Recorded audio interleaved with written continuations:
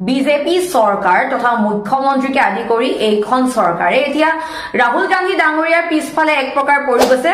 তেওঁলোকে এটা প্ৰপগেণ্ডা মিছা নেৰেটিভ চলাইছে যে ৰাহুল গান্ধী ডাঙৰীয়াই অসমীয়া স্বাভিমান অসমীয়া গামোচাক অপমান কৰিছে। সঁচাকৈ এইখন চৰকাৰৰ যিসকল নেতা পাইলেটা আছে জ্ঞানৰ ইমান নলেজ তেওঁলোকৰ কম, হাঁহি উঠে। আচলতে মুখ্যমন্ত্ৰী ডাঙৰীয়া তেওঁ এজন মুখ্যমন্ত্ৰী অসমৰ, তেওঁৰ জ্ঞানৰ ইমান অভাৱ নে, তেওঁৰ জ্ঞান ইমান কম নে যে অসমীয়া গামোচাখন কোনখন তেওঁলোকে পাহৰি গৈছে।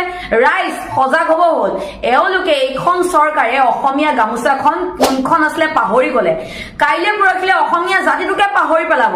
অসমীয়া জাতিটো এনে বিক্ৰী কৰিলে, তাৰ পিছত আমাৰ গামোচাখনক তেওঁলোকে এতিয়া বিকৃত ৰূপ দিছে বুলি ক'লেও বেয়া নহয়। আমাৰ অসমীয়া গামোচা হয় এইখন।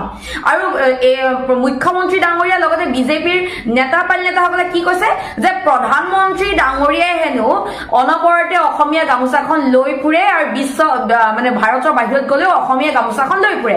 ঠিকে আছে বাৰু, আমি ভালে পাইছো অসমীয়া গামোচাখন তেওঁ ডিঙিত লৈ ফুৰে, কিন্তু অসমীয়া গামোচাখন লৈ ফুৰিলে নহব। এই অসমীয়া গামোচাখন লৈ আদানী আম্বানীক এইখন চৰকাৰে মাটি বিক্ৰী কৰি দিলে। এইখন গামোচা লৈ ৰামদেৱক মাটি বিক্ৰী কৰিলে প্ৰধানমন্ত্ৰী ডাঙৰীয়াই। এইখন গামোচা লৈ আজি গোটেই অসমখনক বহিৰাগতৰ হাতত অৰ্পণ কৰিলে এইখন চৰকাৰ তথা প্ৰধানমন্ত্ৰীকে আদি কৰি মুখ্যমন্ত্ৰী ডাঙৰীয়াই। গামোচাখন ললেই নহব, গামোচাখনৰ সন্মান জানিব লাগিব। সঁচাকৈ লাজ লাগে, এইখন চৰকাৰে অসমীয়া জাতিটোকে পাহৰি পেলালে। অসমীয়া গামোচাখন কোনখন তেওঁলোকে পাহৰি পেলালে। তেওঁলোকে ইমানে অন্ধকাৰত আছে, কেৱল মাটি খকে বাহিৰে এইখন চৰকাৰে একো দেখা নাপায়।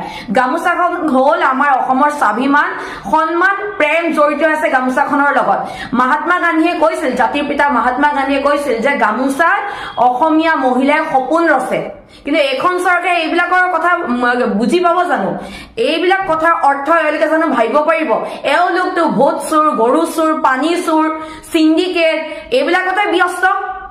গামোচাখন প্ৰধানমন্ত্ৰী ডাঙৰীয়াৰ ডিঙিত ললেই নহব। এই যে গামোচাখন বোৱা যে তাঁতশালযোৰ যে বানপানীত যে ডুবি থাকে, সেয়া খবৰ ৰাখিছেনে এইখন চৰকাৰে? সঁচাকৈ বহুত লাজ লাগে। আমাৰ গামোচাখনক এইখন চৰকাৰে চিনি নাপায়। কাইলে পৰখিলে কি কব, আমাৰ চাদৰ মেখেলাযোৰ সলনি কৰি দিব, চাদৰ মেখেলাযোৰ বিক্ৰী কৰি দিব আৰু গেৰুৱাকৰণ কৰি পেলাব। আমাৰ অসমীয়া গামোচাখন আপোনালোকে চিনি নাপায়, কতনো চিনি পাব? আপোনালোকৰে মন্ত্ৰীয়ে গণতন্ত্ৰ আৰু গণৰাজ্যৰ মাজত পাৰ্থক্যই বুজি নাপায়। ইফালে ইমান ডাঙৰ লেকচাৰ, গণতন্ত্ৰ গণৰাজ্য চিনি নোপোৱা মানুহে অসমীয়া গামোচাখন ক'ত চিনি পাব?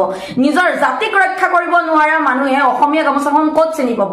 নিজৰ খিলঞ্জীয়াৰ ভূমি বহিৰাগতক বিক্ৰী কৰা এইখন চৰকাৰ নেতা নেতাই অসমীয়া গামোচাখন কেনেকুৱা আছিলে ক'ত চিনি পাব? এওঁলোকে সকলো পাহৰি গল। কেৱল আদানী